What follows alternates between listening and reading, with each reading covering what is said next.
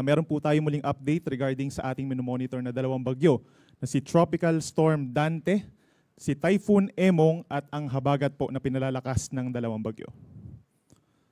Base po sa ating latest satellite animation po ay huling namataan itong si Bagyong Dante, 735 kilometers po east-northeast ng Itbayat, Batanes at taglayang hangin na 75 kilometers per hour pa rin malapit sa kanyang gitna at may pagbugso hanggang 90 kilometers per hour. Patuloy po itong kumikilos northwest sa bilis na 30 kilometers per hour. So may kabilisan po ito sa ngayon at kita dito sa ating animation na palabas na po siya ng ating area of responsibility either mamayang hapon or gabi. Samantala, itong ating minomonitor pa na isang bagyo na mas malapit sa ating kalupaan, ito po ay si Typhoon Emong. So as of 8 in the morning, nag-intensify pa po siya as a typhoon, lumakas pa up to 120 kilometers per hour po malapit sa kanyang gitna at may pagbugso na umaabot naman sa 150 kilometers per hour at kumikilos po ng mabagal, south-southeast. So kung mga nakarang, for the last 24 hours po, kumikilos kasi siya ng pababa ng pakaliwa, pero inaasahan po natin sa mga susunod na oras ay babagal yung pagkilos niya pakanan po or pabalik na muli dito sa kalupaan po ng Northern Luzon. Samantala, bukod pa dyan, meron po tayong minomonitor na panibagong tropical depression or mahinang bagyo sa labas po ng Philippine Area of Responsibility dito po sa kaliwa ng Southern Guam. Ito po ay tropical depression na nasa 2,065 kilometers po silangan ng Southern Luzon as of 10 in the morning. Base naman po sa ating analysis, wala itong direktang epekto po sa ngayon at hindi naman inaasahang papasok ng ating PAR dahil kikilos po ito pahilaga dito po sa may North Pacific Ocean.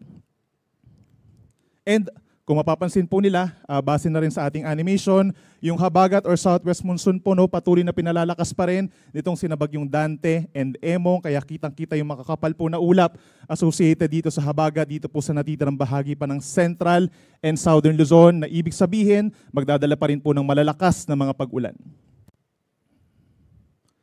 Sa ngayon po, meron pa rin tayong nakataas na Tropical Cyclone Wind Signal number 3 or babala po sa malakas na hangin. Kabilang na dyan ang northern portion of Pangasinan, western portion of La Union, at ang southwestern portion of Ilocos Sur. Signal number 2 naman po dito sa Ilocos Norte, natitirang bahagi ng Ilocos Sur, rest of La Union, gayon din ang central portion of Pangasinan, buong Apayao, signal number 2, pababa ng Kalinga, Abra, Mountain Province, Ifugao, hanggang dito po sa may Benguet, signal number 2, Babuyan Islands, northern and western portions ng mainland Cagayan, at ang western portion of Nueva Vizcaya, signal number 2 po. Pag meron tayong signals number 2 and number 3, possible po yung malalakas na hangin na posibleng makasira ng ilang pananim, ng mga maliliit po na puno, at yung mga mahihinang istruktura. Signal number 1 naman po, or asahan din yung mga pabugso-bugsong malakas na hangin dito sa may kulay blue po. Kabilang na dyan ng Batanes, natitirang bahagi ng Cagayan, western and central portions of Isabela.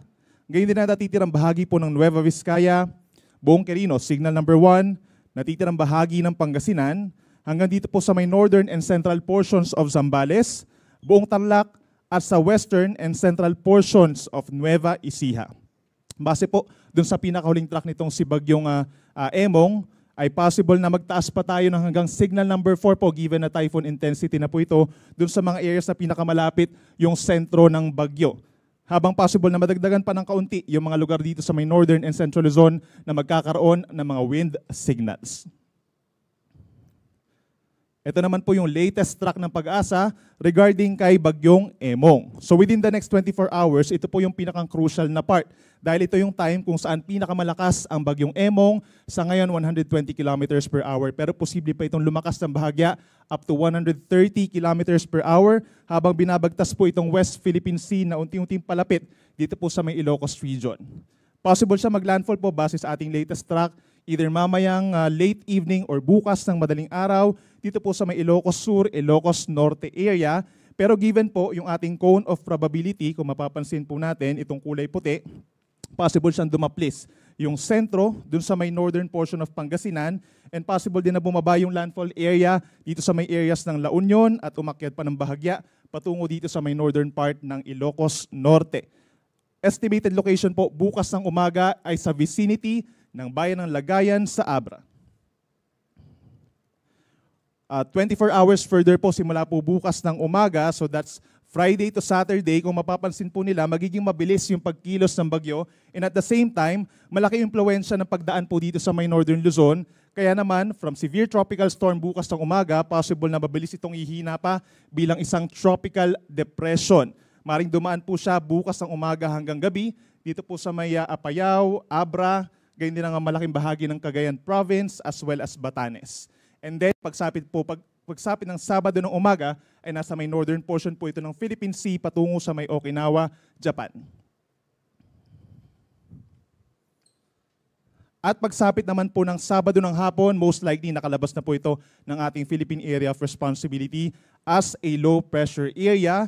Pero kung mapapansin po nila, based dun sa location kasi nitong si Bagyong Emong, ay mag-enhance pa rin po ito ng habagat or southwest monsoon over this weekend sa malaking bahagi po ng Luzon.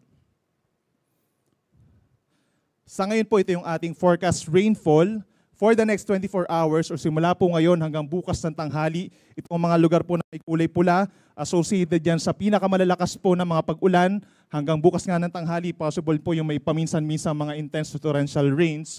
Kabilang na dyan yung Ilocos Sur, La Union, Benguet, pababa ng Pangasinan, Zambales, and Bataan, down to Occidental Mindoro. Impluwensya po yan ng pinagsamang epekto ng habagat plus si Bagyong Emong.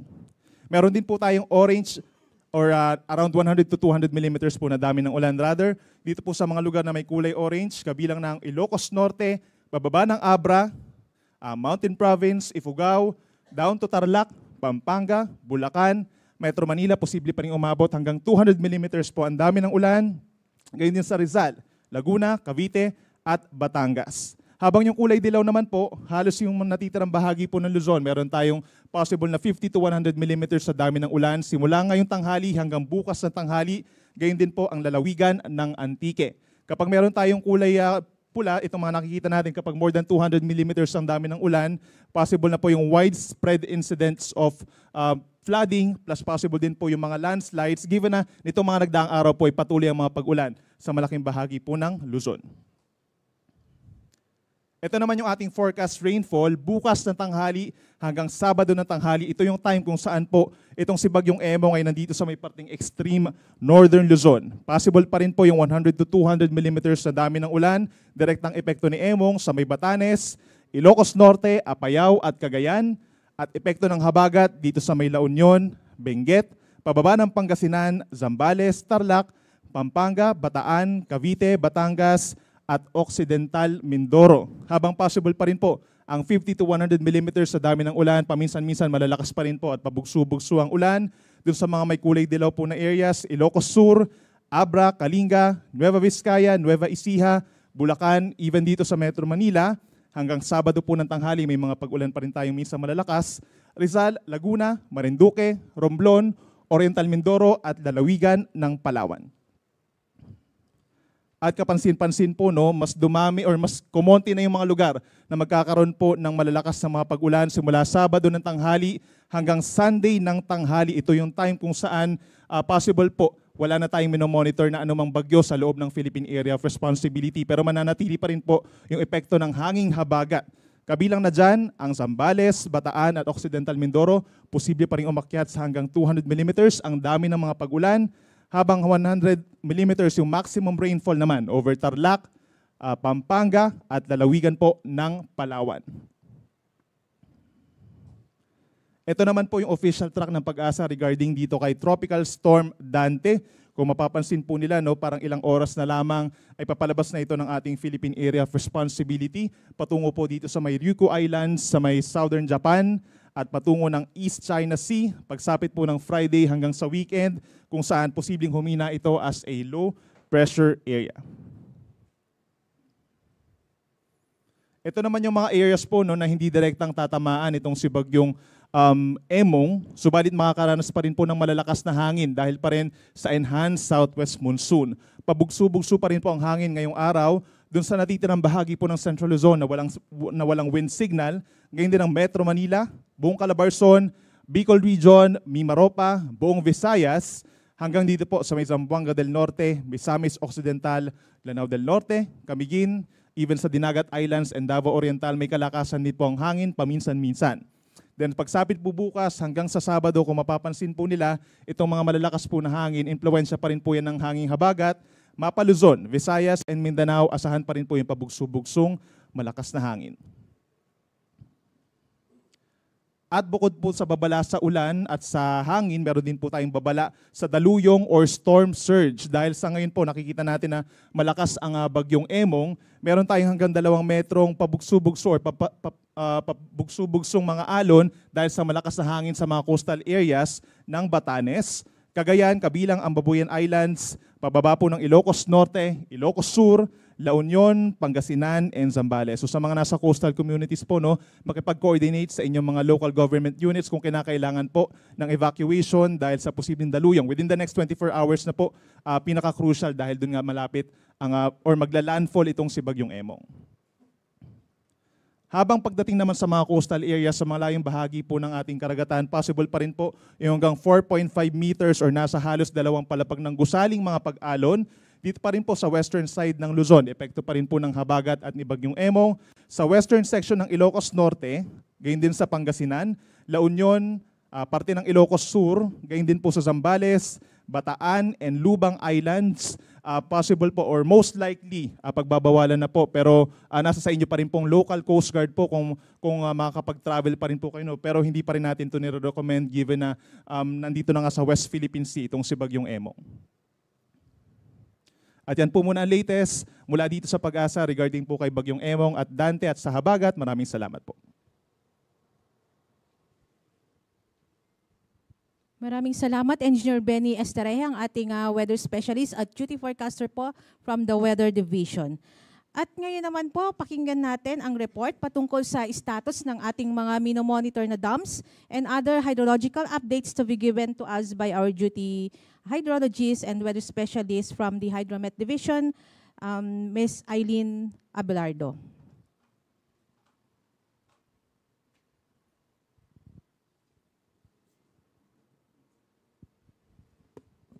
Thank you, ma'am. Magandang umaga po.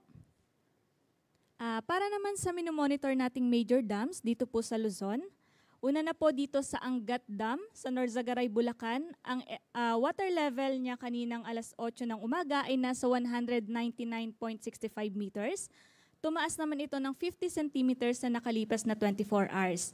Even though tumataas ngayon yung level ng tubig dito sa may Angat Dam, mas mababa pa rin po siya ng mahigit 10 meters base dun sa kanyang normal high water level na 210 meters. So with that po, kailangan pa po niyang mga pag-ulan sa watershed po ng Angat to reach po yung normal high water level ay nasa 331 millimeters of rainfall pa po.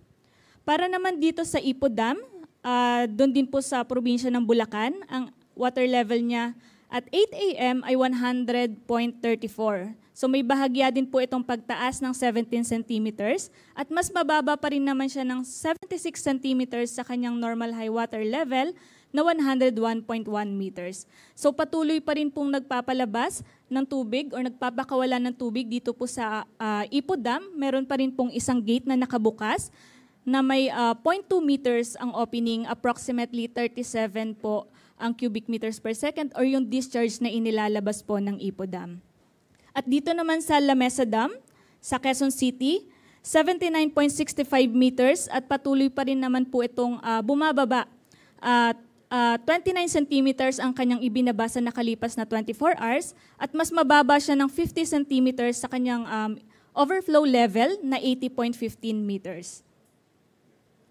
So dahil nga po patuloy pa rin pong nagpapalabas or nagpapakawala ng tubig dito po sa may Ipo Dam, tuloy-tuloy pa rin po yung ipinapalabas nating hydrological situationer para naman po sa Angat River sapagkat dito po dumadalaw yun pong tubig na pinapakawalan po ng Ipo Dam. So likely to be affected po na areas dito sa Bulacan, ang munisipalidad ng Norzagaray, Angat, San Rafael, Bustos, Baliwag, Pulilan, Plaridel, Kalumpit, Paumbong at Hagonoy. So, ina-expect po natin na patuloy pa rin po itong magpapakawala ng tubig mula po dito sa may Ipo Dam.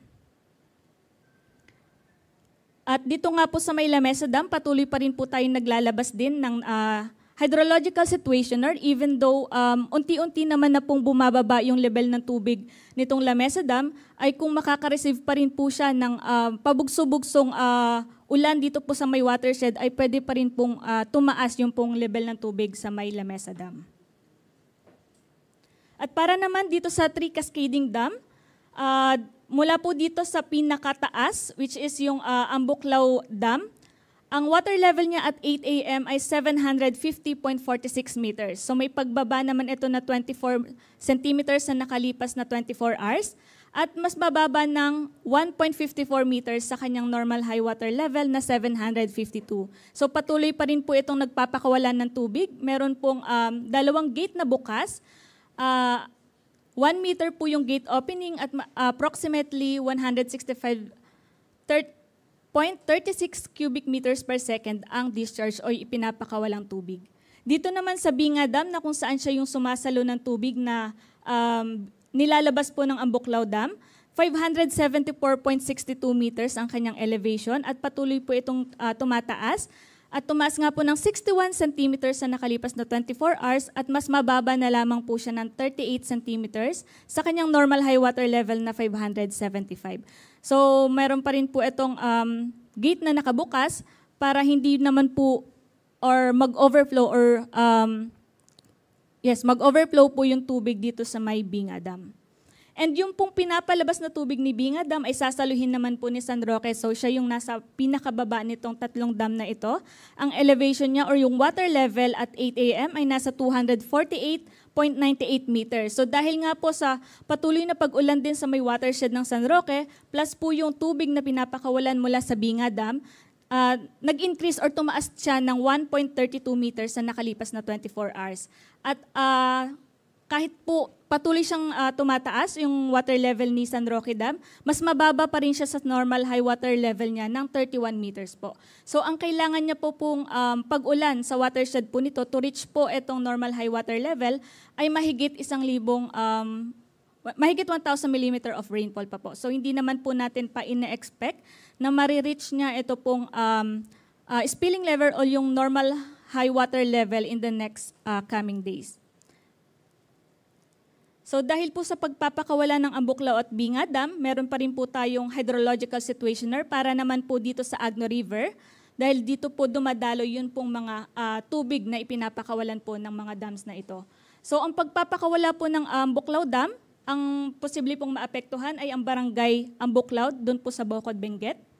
At dito naman po sa pinapakawalan ng Binga Dam ay yung Dalupirip at Tinongdan, dito naman po sa Itogon, Benguet. So ito po yung barangay in between po ng Binga Dam papunta dito sa San Roque Dam.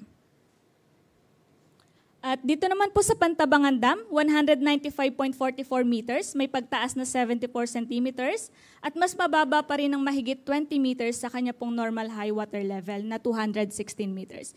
So kailangan niya po pong pag-ulan ay 1,400 millimeters of rainfall to reach po yung kanyang normal high water level.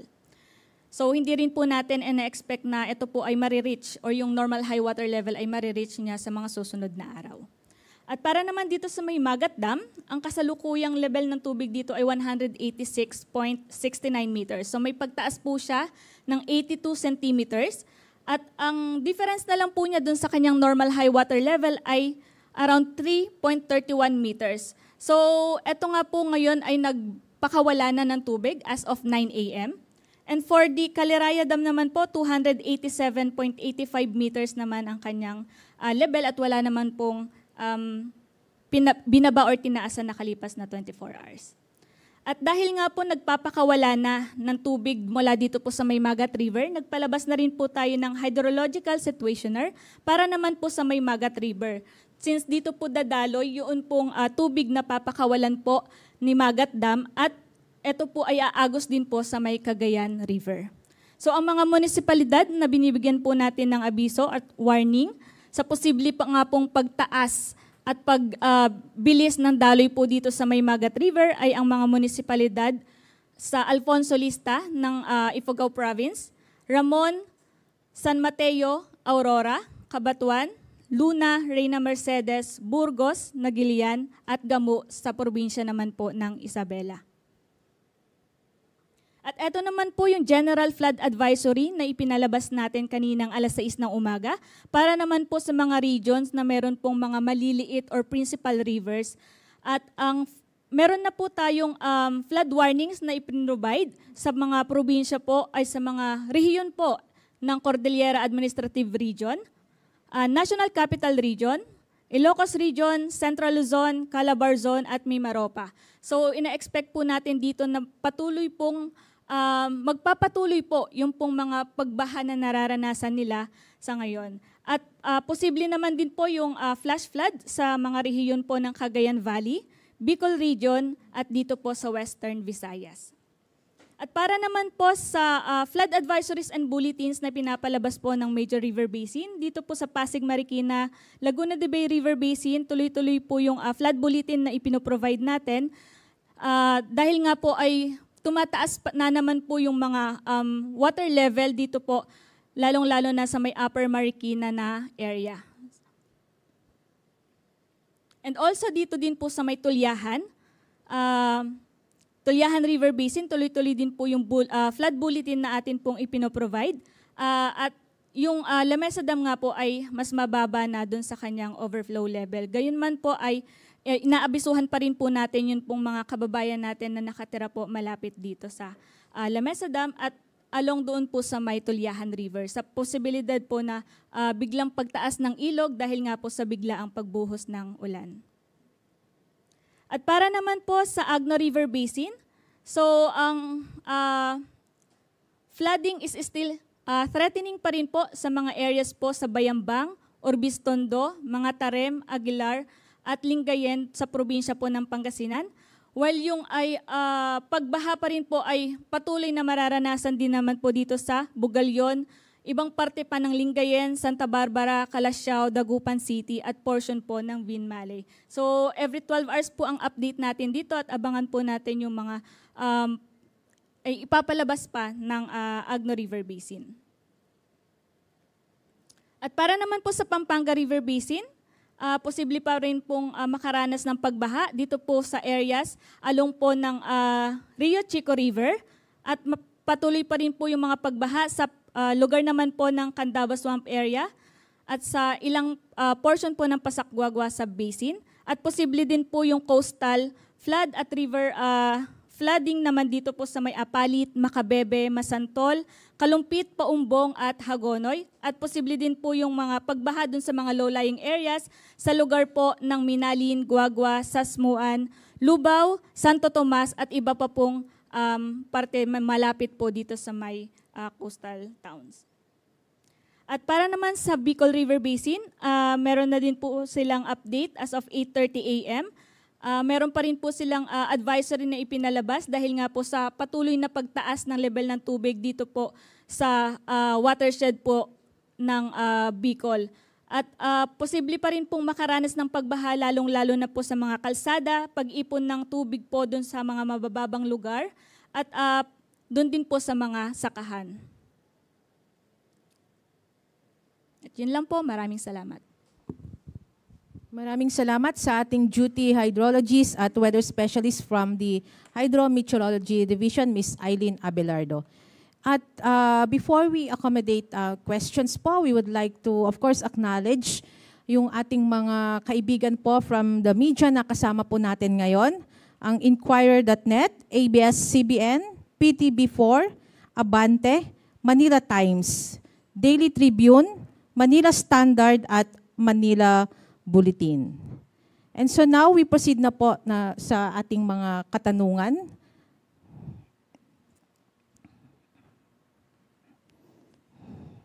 And we also want to acknowledge po yung presence ng ating mga DOST Pag-asa key officials nandito ngayon. Of course, Deputy Administrator for Operations and Services, Engineer Roy Badilla, and Deputy Administrator for Research and Development, Dr. Marcelino Q. Villafuerte II, the officer in charge of the Hydromet Division, Engineer Oscar Cruz.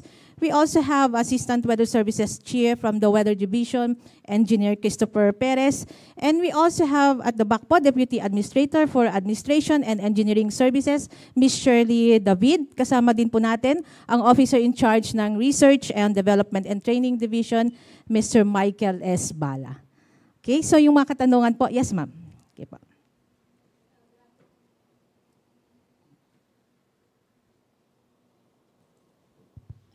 Good afternoon po. Just Ignacio po ng Abante Radio. Sir, question lang po, yung binabantayan pong low pressure area na bagyo na sa labas ng Philippine Area of Responsibility, makaka-apekto po ba ito sa atin or saan po siya patungo? Thank you po. Engineer Chris Perez. Okay po. Bali, pakita yung satellite image ka. So, bali yung binabantayan nga po natin, tatlong sama ng panahon. Yung dalawa nasa loob ng PAR, si Bagyong Emong at saka Dante. Yung pangatlo pong tropical depression na nasa labas po ng PAR, ay sa ngayon hindi po natin inaasahan na papasok at direktang makakapekto sa anumang bahagi ng ating bansa. Pero sa mga susunod na araw, posible pong along with the other two bagyos ay patuloy na magpaibay ng habagat. So kahit na po, just in case nakalabas na ng PAR itong si Dante and si Emong, but yung location nila outside the PAR, almost north of the PAR, plus the other tropical depression na nasa labas ng PAR, ay iyon yung ideal para mas lalong mapag-enhance yung habagat pag ganitong mga buwan po. So, subject for monitoring din po natin iyon at saka yung ulan na mararanasan natin sa mga susunod na araw. Thank you po. Maraming salamat po. Yes po, sir. Rod Lagusad po from PTB. Is it unusual po ba na itong bagyo na to ay rapid intensification? Mabilis siyang from depression naging typhoon na po ngayon. And is it unusual na dyan siya mabuo sa West Philippine Sea, not like yung nabubuo from open sea po? Thank you. Yes po. Bali, nakakapag-monitor na rin po tayo ng mga bagyo na nag-undergo ng rapid intensification. If my memory serves me right, ito yung first time na meron tayo dito sa West Philippine Sea. But kung marirecall po natin yung bagyong Julina many years ago, ay nag-underwent din ng rapid intensification. And so far, itong si Emong, nakikita natin, favorable naman kasi yung atmospheric at saka oceanic condition. Hence, yun nga po, yung naging development nito during the last 24 hours. Kaya yung warning natin, dumami yung mga wind signals over most parts of northern Luzon.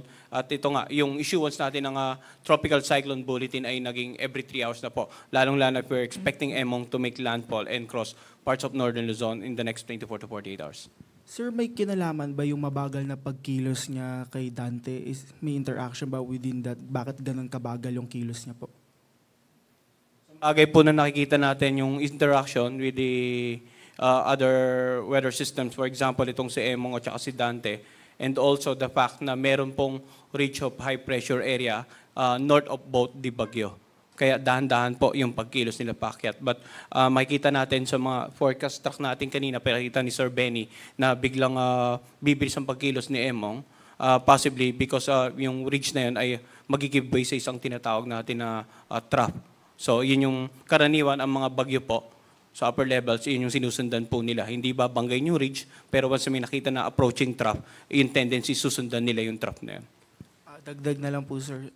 Ano yung pinakamataas na tropical cyclone wind signal na pwedeng itaas ng pag-asa at as Typhoon Emong approaches the land po? We're not ruling out the possibility, sir, na signal, tropical cyclone wind signal number 4 po.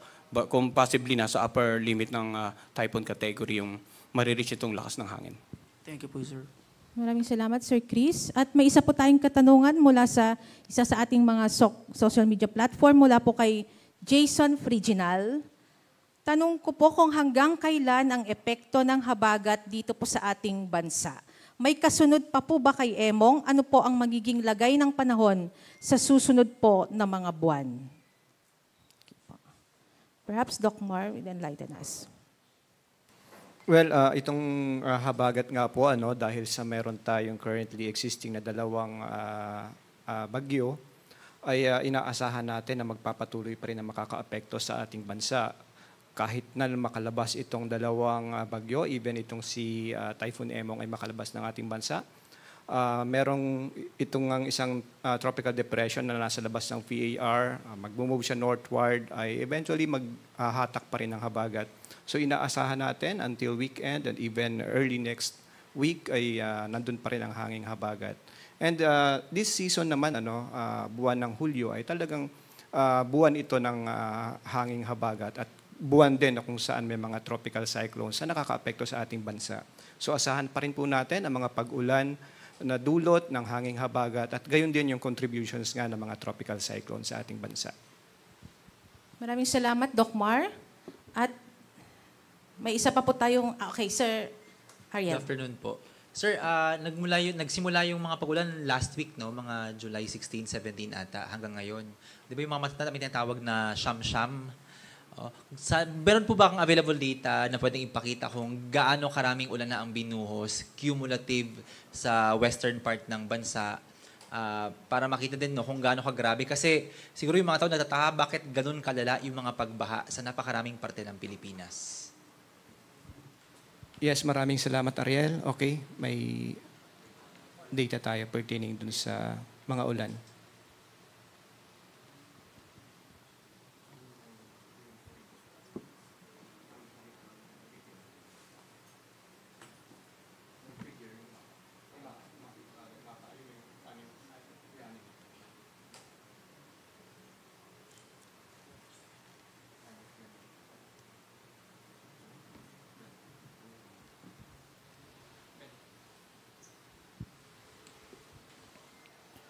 So kung mapapansin po natin, no, in the last 5 to 6 days, mostly yung mga pag-ulan po natin talaga ay galing po dito sa southwest monsoon, and at times pinalalakas po ito ng mga bagyo na dumaan sa ating bansa, kagaya po ni bagyong Krising, nagsimula siya around July 18, no?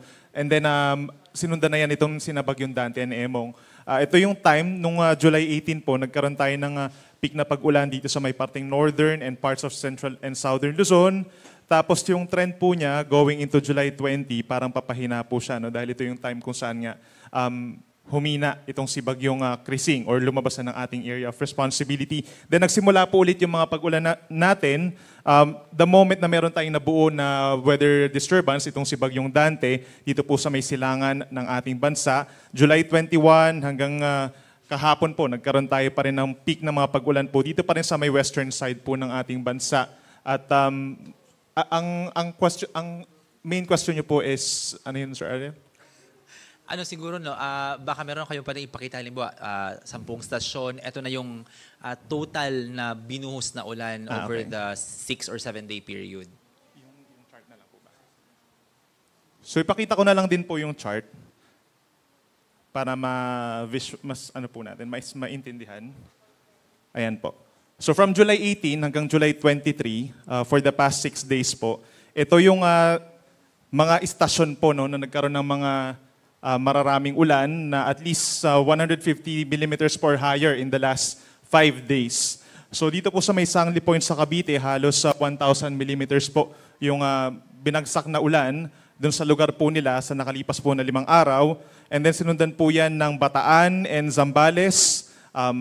Yung sa may Abukay, Bataan po, more than 900 millimeters po, no? Halos 900 din dito sa may Subic Bay sa Zambales. And then, kung papansin po natin, yung Science Garden dito sa may Quezon City, around 680 millimeters po. Ganon karami po yung binagsak na ulan in the last, bumagsak na ulan in the last 5 days po. 6 days. Yeah, 6 days.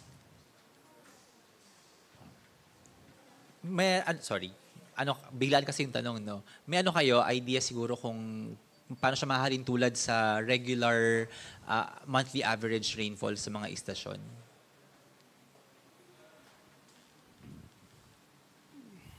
So, for example po dito sa sa Science Garden, ang monthly average ng for the month of July, ang ating pong monthly normal rainfall ay 516.6 millimeters.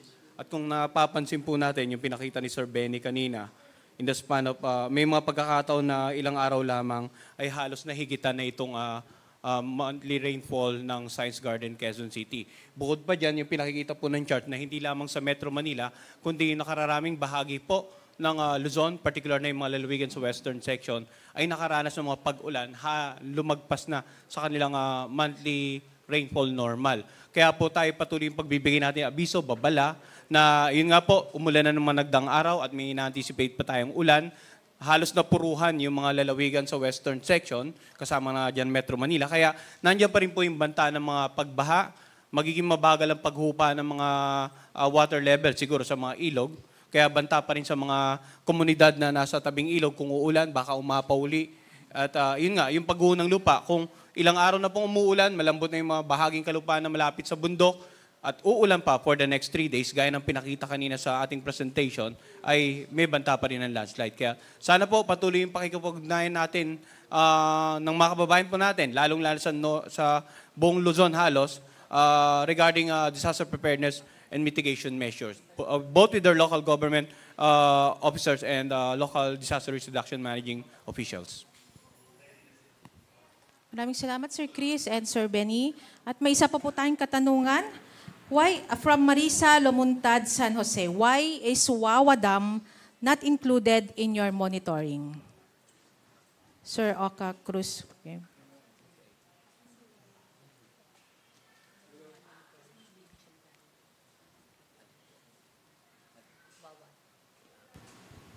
Hello, good morning po.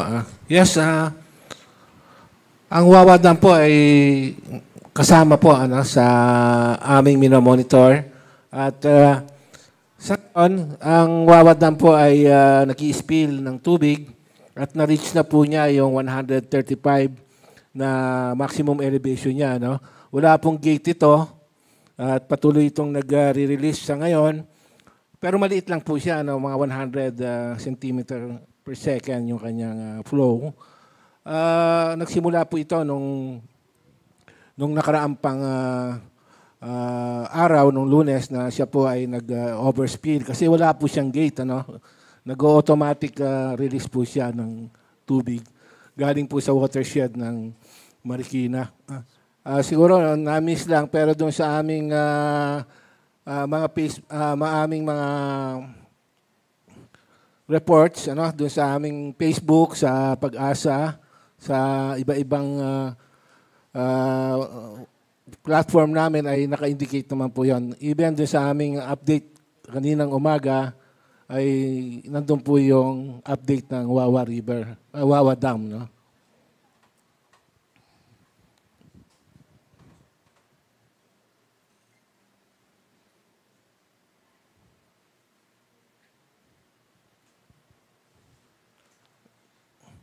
Ayan po. Nandiyan po siya, kasama siya doon sa aming bulletin, no, sa aming Pasig Marikina. Naka-indicate po dyan yung Wawa Dam na minomonitor namin. Okay, maraming salamat, Sir Oscar Cruz. At may katanungan pa po tayo from Elmer Batalla Enggaran.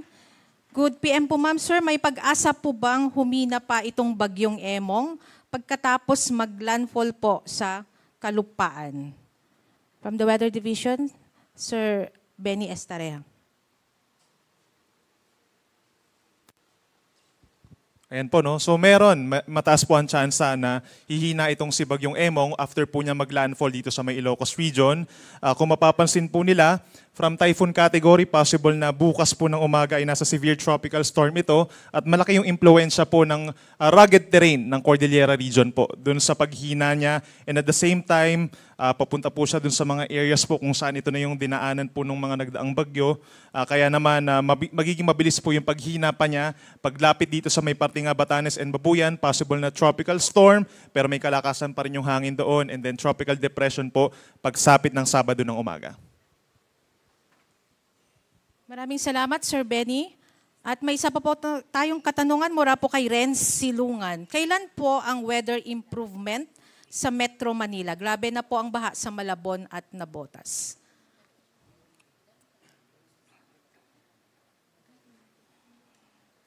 Doc Mar Pidaperte. Okay. Given po na itong ang si Emong at si Dante ay sa kasalukuyan ay nakakaapekto pa sa ating bansa, definitely magbibigay pa ito ng mga pag-ulan. Subalit by weekend at least may improvement naman tayo ng weather, particularly dito sa Metro Manila. But again, given that may isang tropical depression na nasa labas ng Philippine Area of Responsibility, pag-move niya northward, sa kabila na makalabas na itong dalawang bagyong nasa PAR ngayon, ay pag-iibayuhin pa rin ito yung hanging habagat. So by early next week, inaasahan natin may mga pag-ulan pa rin tayong maaaring ma-expect dito po sa Metro Manila. Thank you, Doc Mar. At may isa po tayong katanungan from Norman Almanza. Yung typhoon force wind is reduced from 220 kilometers to 150 kilometers from the center. Is that a good news? Yung typhoon force wind is reduced from 220 kilometers to 150 kilometers from the center. Yun po daw ba ay good news? Bali, if we're talking about the radius, pwedeng partly good news, no? Pero as much as possible, typhoon category po ito at approaching the landmass of Northern Luzon, ay wag po tayong basta-basta magpakakampante at patuloy nating abangan yung updates and makinig, makipag-cooperate sa ating mga LGUs at saka local DR officials para sa continuous disaster preparedness and mitigation measures. Maaring lumit yung lawak, pero nandun pa rin po yung threat, lalong-lalo na may pinag-iibaya po itong habagat. Kaya kung mapapansin po natin kanina, binanggit din na may mga lugar outside the areas with wind signals na pwede pa rin po makaranas ng paminsan-minsang pagbugso ng hangin. At yung mga pagbugso ng hangin dahil sa pinag-ibayang habagat, pwede pa rin makapaminsala, makasira ng mga bahay or struktura na gawa sa light materials at pwede rin magdulot ng maalong karagatan. So, ibayang pag-iingat po tayong lahat at yun nga, monitoring po sa updates ng pag-asa regarding the bagyos and the habagat. Maraming salamat, Sir Chris. And maybe last question na po itong nakikita ko. Good afternoon. May signal po bang pwedeng itaas sa Pampanga? And if meron, ano ang pinakamataas?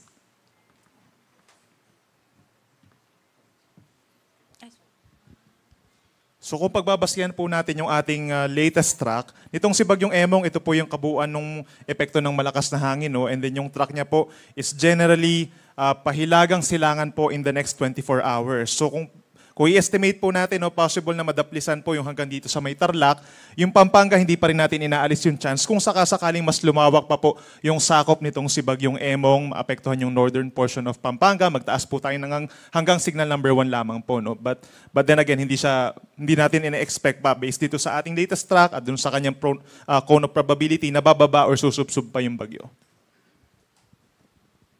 Thank you, sir. Okay, Dagdagan ko lang sir, siguro, Doctor. kasi baka ang nasa isip nila ay more on kapag walang wind signal is okay na. Pero kanina na-mention ng ating kasamahan from Hydrometeorology Division na may mga pagbahang nararanasan doon sa Central Luzon, no? Particularly yung Pampanga River Basin, yung swamp area doon, particularly sa mga bayan ng Macabebe and other parts doon, ay nakakaranas ng pagbaha. At gayon din, may inaasahan pa tayong mga pag-ulan. Ano? That's why meron tayong orange and red rainfall warning, particularly doon sa mga areas na yon. So sana po ay pag-iingat po ang kailangan po natin upang nang sa ganon ay mabawasan yung maaring epekto. Hindi lamang ng lakas ng hangin, but of course yung ulan po na patuloy na nakakaapekto sa ating mga lugar sa ating bansa. Salamat po. Maraming salamat, Doc Mar. At wala na po ba tayong katanungan dito po sa ating dito sa media room? Alright, kung wala na po, tawagin ko po para magbigay ng final statement and to formally close po itong ating press conference today. May we hear from our Deputy Administrator for Research and Development, Dr. Marcelino Q. Villafuerte II. Maraming salamat. At again, ang pasasalamat po natin sa ating mga kasamahan sa media sa pagpaparating po ng mga impormasyong ito sa ating mga kababayan. Again, meron po tayong 2 bagyo na nasa loob ng ating Philippine Area of Responsibility. Medyo malakas na po itong isa, si Emong, no?